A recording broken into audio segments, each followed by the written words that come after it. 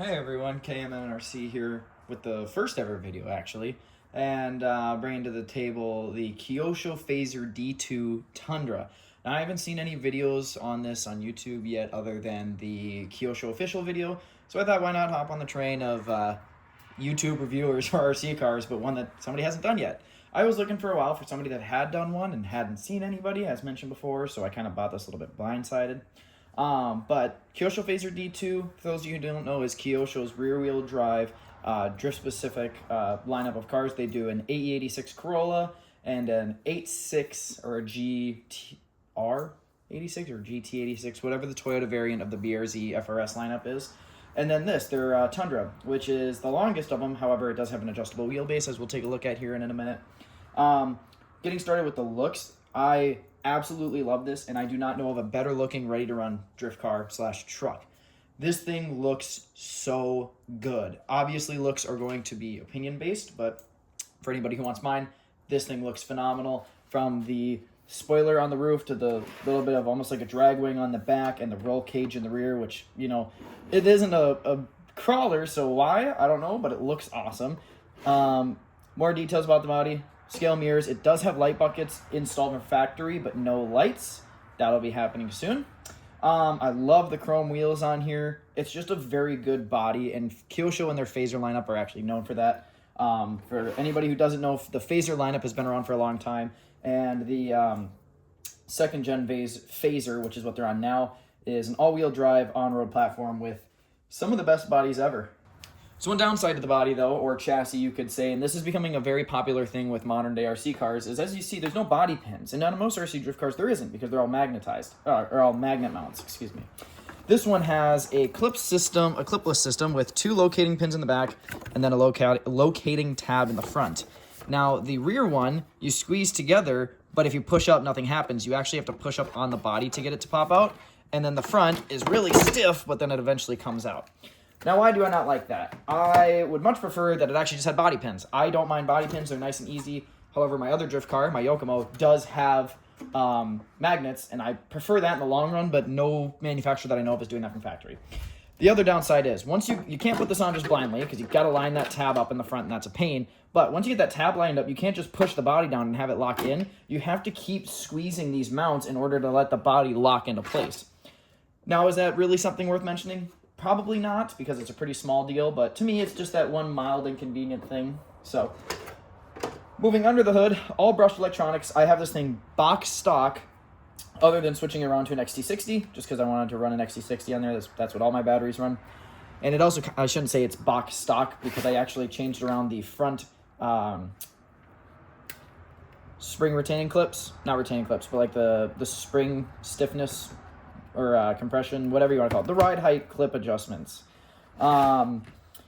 Completely butchered that, but you guys know what I'm saying. Because it sat like this, so it was like a squatted truck, which I'm not a fan of, and it looked really weird. So I put some thinner ones on there, and it sits a lot better now, as you saw. Other than that, completely factory. One thing that I really like Kyosho is doing with these is just the adjustable wheelbase. Like, you just take out these screws here, and it slides in and out. And you can get it longer than this or shorter than this, completely depending upon the body that you're running, or even track conditions, really. You know, are you running on a high grip or lower grip surface? I'm also going to say, probably should have said this at the beginning of the video, I am not a professional when it comes to drifting. Not one whatsoever. Literally, I do this for fun. I have a Yokomo ID2, but again, it's RD 2.0, and it's just for fun. I am not a professional. I'm not speaking the gospel. I'm just showing you guys what it's like for let's say, a beginner car, because that's really what they're tailored at. Right now, I have a shorty pack in there. It's just a cheapo Hobby King Turnigy 2-cell, and it does the trick. This thing actually lasted forever last night. I was out running this, and it just kept going. So, the power system, Hobby Wing, well, it's a Kyosho branded, but I think it's a Hobby Wing 1060 brushed ESC, and a G22 stock motor from Kyosho. Moving a little closer, one thing that you're going to realize if you're into drifting is that you don't see an external gyro or a second gyro. Now, for those of you who don't know what a gyro is, basically it's short for gyroscope, and what it does is it helps you keep these wheels straight. So when you're drifting and you're sliding around a corner this way, your wheels are going to correct themselves like this, right? Now I can hold it with the servo to make it better. So now you're turning, the opposite way, right? This wheels are going to want to turn the opposite way, or you're going to want them to turn the opposite way to correct them. Kyosho has gone and put that into the receiver along with a throttle gyro as well, which I don't know if that's the correct term for it, but it's a throttle gain in there. I went ahead and turned that all the way down. Took it out of the box and turned it down. Because on the other cars, people said that's just not very helpful. That's bound up to Kyosho's classic synchro radios. I really do like these radios. The angled wheel helps a lot. It just feels good in the hand, and it's good quality. I like the feeling of the foam. I'll keep this radio even when I take it out of here, just to use on other cars that I have. Servo that it has in here, plenty fast for the drift car. You don't really need torque with drift cars just because, I mean, there's no traction, and the thing weighs nothing in the front. It's very light. So higher speed than torque, and it works perfectly well. I do have other servos that I might throw in here, but I might leave this one in here for a while. Now that we got kind of the basics covered, I want to mention a few disappointments, but however, for the cost of the chassis and everything, these start at, I believe, $285. I'll put a correction right around here if I am wrong, is the way that the front wheels and the bell crank is. So the bell crank's responsible for your steering, and it just has a lot of play. I mean, that's a lot of play in there, and you can, I don't know if you can see in there, but you can kind of see it. It has a lot of play in it, and not that big a deal because as I'm driving, I don't notice it, but it feels like it's a lack of quality.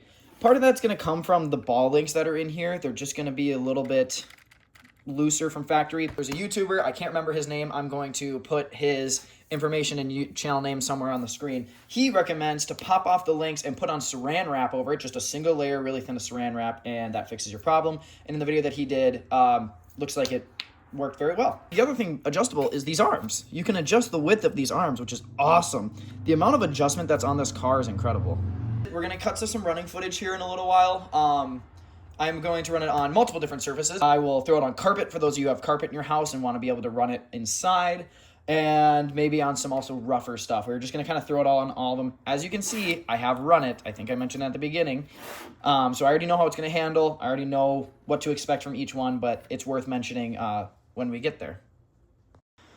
I thought I'd give you guys kind of another look at it on putting the body on. This is probably going to be either in the middle or right after I said that we were going to go out. So we'll act like we're preparing to go out. We're going to turn the radio on and everything. As I mentioned, love this radio. This might be actually a slightly better look at it.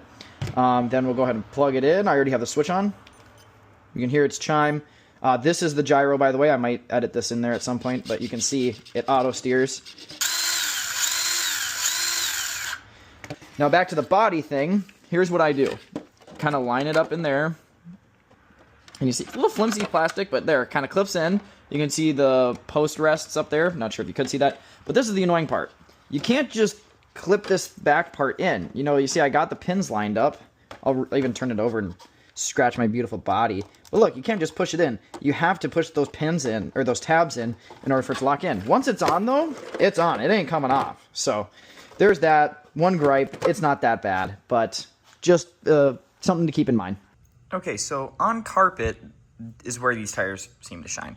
They're very hard, and with the power that this truck has, it can slide on carpet. The carpet I have is a little bit coarser and a little bit deeper than what you drift on. Plus, you have these inconsistencies throughout the carpet. So it's not the greatest example, and I'm going to be doing this one-handed, but it does seem to slide pretty dang well on carpet. So I did have to turn my throttle gain down, or throttle gyro down, because I did not like that. But regarding the steering gyro, it was okay. I did have to do some slight adjustment, but they give you the tools to do so. So for carpet drifting, these tires are great, but for pretty much anything else, they're going to be a little bit too hard, and I'm going to crash and wreck the beautiful body that is the Tundra. But other than that, on carpet, it actually does drift very nicely. It feels very controlled. It doesn't feel like there's a ton of inconsistency throughout its slide. I love the way the body rolls when you have a weight transfer. So carpet is probably going to be the way to go for this thing out of the box, but once you switch up the tires and maybe the electronics in it, I can definitely see this thing being able to slide pretty well on polished concrete or even P-tile. So I'm doing a voiceover here. This is at my local-ish drift track on P-tile. This is out of the box almost how it came. As I mentioned before, I had changed those preload clips around. This is still running the factory tires, and they are pretty worn in from the multiple other surfaces I was running on, like my garage floor and the carpet. It was okay. I was pretty impressed. Obviously, it's down on power because it is brushed. Lacking in control here, but I think part of this was driver error. This was my first time ever sliding on P-Tile and at this track, so a little later you can see that I'm getting a little bit more used to it, a little bit more comfortable with my transitions. Still mostly just driver error. Here you can see me jumping over to the main track, and this is again after a little bit more practice, and this is actually after a tire switch. I am now running yokomo P-Tile tires along with, I believe they were DS adjustable offset wheels. I'll mention that later in the follow-up. At that moment, it changed the entire driving characteristics of the car. Again, it was a lot of getting used to it. You can see me bumping and running into things. I was having a grand old time. With these new tires, it did become a little bit more predictable. However, it just didn't have the power to make it around this track consistently. Other than that, it did fantastic, and huge shout out to Initiate Drift and Tanner Drews for helping me out with getting those tires and wheels for me actually, and then also being very hospitable and just having an amazing track layout and amazing people around.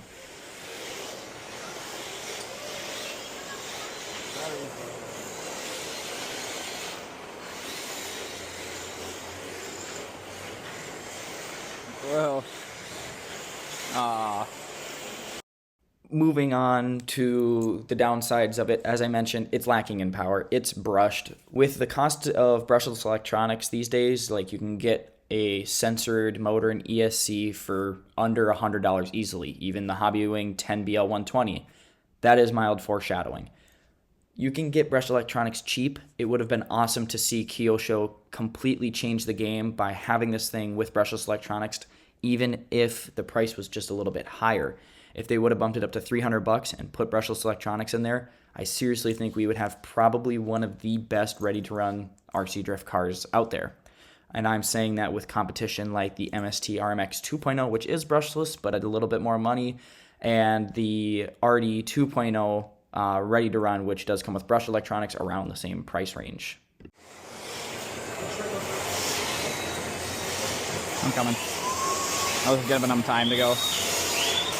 Sorry, I just overtook you. Go ahead. Go ahead. Oh yeah, there you go. Keep going straight. Keep going straight. Keep going straight. There you go. Oh my god. Oh my god. God, I keep spinning out on that. There we go. So what are my final thoughts of the Fazer D2? As you can tell, it actually has changed look a little bit. These are not the factory wheels. These are DS? I can't exactly remember the ones I got. Adjustable offset wheels that I totally installed incorrectly with yokomo P-Tile, plastic tile / carpet drift tires on there. Why did I do that? Well, over the rest of this little overview, I'm going to be playing some footage of me at my not-so-local, but local drift track, Initiate Drift in Maplewood Mall in Minnesota. Absolutely fantastic people. Huge shout-out to Tanner Drews for all of his help. He actually left the store, or the drift track, just to go get me these tires and wheels, or the wheels. The tires were actually there. Awesome people. Amazing place to be. Please, please, please, please, if you are in the area and at all interested in drifting, go check it out. They have rentals. They're amazing people. I'm going to put a link to their Facebook page down in the description. It handled fantastic. Now, yes, because it is a brushed vehicle, it is very in need of more power. But oh my lord, was I impressed with the overall handling characteristics of this truck out of the box. Like I said, the only adjustment that I have done is the front suspension clips, because these don't use threaded bodied shocks. They use preload clips to adjust the ride height and spring tension. As you can see right there, I put a little bit smaller ones on there, but there's still some on there just to make it ride a little bit lower in the front. And oh my gosh, I seriously can't say it enough. This thing was fantastic. I ran a 5,000 milliamp hour SMC shorty pack, and it lasted 3 hours. Was it 3 hours of constant driving? No, absolutely not. But it lasted the whole time I was there, and it didn't even die. It still had plenty left to go. When I start doing my cheap upgrades to it, because the whole purpose of this vehicle is going to be doing budget upgrades just to prove that you do not need to spend $1,400 on a Yokomo SD 3.0. As a little preview to the first update that will be coming, Dumbo DDF350. Now, some of you are probably going to be rolling your eyes. I'm usually not a fan of Dumbo products. Like, their cheaper radio is not my favorite.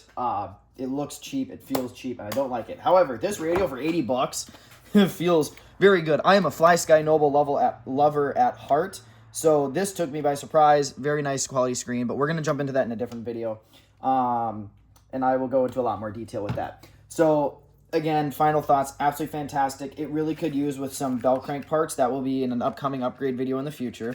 Electronics as well. I'm probably going to end up going with a Hobbywing BL120 with either the Hobbywing 10.5 quick run motor or something similar in the general price range because motors are pretty cheap. Gyro, I haven't quite decided what I'm going to go with that yet. Most likely the yokomo V4 just because it's under that $100 price cap, which is the goal. Servo, actually, this is probably the last thing that I will upgrade because this servo is actually really good from factory. Then everything else, I'm going to upgrade some parts on here over the course of the next few months, and I am very excited for you guys to join me along the way. Thank you guys so much for tuning in for this first video. Apologies for if it's a little bit of a longer one. Very excited to do more videos on this and everything else in the workshop. We'll be moving workshops here shortly, so there might be some inconsistencies in videos, but thank you guys very much for checking in. We'll see you in the next one.